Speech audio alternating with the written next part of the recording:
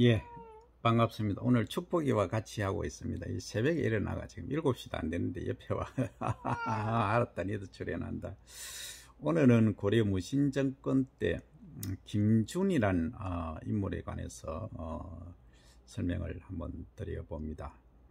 오늘 제목은 자식에게 죽임을 당하다는 제목이 될 수도 있는데, 그 죽음의 그 사형수죠. 임년이 사형수인데, 이게 이제 도망가라고 했더니만 아버지라고 부르면서 양자로 삼아 달라고 해서 이 나중에 이제 살려주고 뱃을까지 주고 키워줬는데, 결국은 아버지를 죽이는 그런 경우를 드라마가 되겠습니다. 아주 비극적인 이야기가 되는데, 결국은 사상이 다른, 어떻게 보면은 생각이 다른 그런 데서 빚어진 비극이라고 생각이 됩니다. 이 무신 드라마를 보면서 제가 느낀 거는 참 비열하고 좀 비극이다. 희극일 수가 없죠. 결국은 자기가 모시던 우리 최후 있었지 않습니까? 최후가 30년 집권을 했는데, 결국은 그 이후에 최항, 최희, 이제 아들, 손자, 그 다음에 이제 김준이 정권을 잡게 되었는데 11년간 통치를 했는데, 결국은 이제 문신들, 왕 세력하고 거기에 따르는 이제 문신들에 의해서 사실 죽임을 당하는데, 결국은 이 미친 왕은 중국에 가서 뭐 했습니까? 몽골에 가서 넙죽 엎드리고 큰절하고 와서 원하는 대로 하겠다. 결국은 뭡니까? 몽골이 나라를 치는데 병력 지원해달라, 일본을 치는데 병력 및 군함 1,000척을 지원해달라, 그거였지 않습니까? 그 외에 모든 것들을 이제 굴복하는, 그러니까 하나의 이제 독립국가가 아닌 복속되는 그런 경우를 가져왔습니다. 실제 우리 역사 드라마가 이게 사실인지 아닌지는 잘 모르겠습니다만, 거의 역사를 바탕으로 해서 만들어진 드라마가 아니겠습니까? 그렇게 보면은 몽골의 복속된 국가 고려 없어짐이 당연합니다. 저는 없어져야 될 나라였다 생각합니다. 물론 이제 고려 말 때 보면은 이성계가 유화도 그 회군을 했지 않습니까? 그래서 결국은 이제 정벌 하러 간 놈이 돌아와서 회군을 내가지고 나라를 건국하는 이런 일들이 발생을 한 거죠. 그러니까 사학자들 또는 개인의 그 역사관에 따라서 다를 수 있습니다. 이것도 가만히 자세히 보면은 그 아들인 임년이 이정용이라는 그 문신한테 사실 게임에 빠졌죠. 그래서 따지고 보면은 그렇게 해서 지도 2년밖에 집권을 못 합니다. 결국은 그 문신이 게임에 빠져서, 문신들이 머리가 좋지 않습니까? 이게 말을 잘합니다.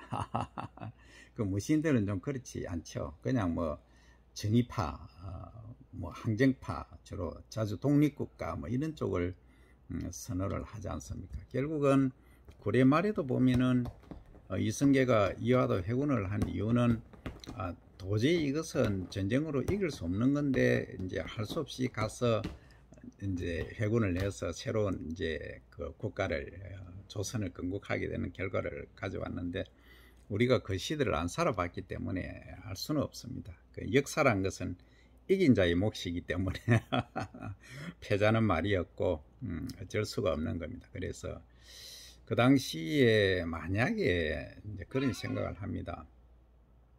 몽골이 지속적으로 저항을 하고 우리가 독립적으로 했더라면 역사는 또 어떻게 달라졌을까 하는 생각을 하게 됩니다. 이런 무신이란 드라마, 또 허준이란 드라마들을 보면서 우리가 이제 마음의 안정도 취하면서, 또는 그 유산소 운동도 동시에 하면서, 또 우리가 뇌세포가 이제 나이가 좀 들어가면은 많이 퇴화되고 있는데, 이걸 또 활성화시키는 또 계기가 되기도 하고, 이런 그 브레인스토밍을 통해서 조금 더 이제 역사관도 새롭게 가지고 치매 예방 효과도 동시에 가지자 하는 차원에서 제가 한번 말씀드려 봅니다.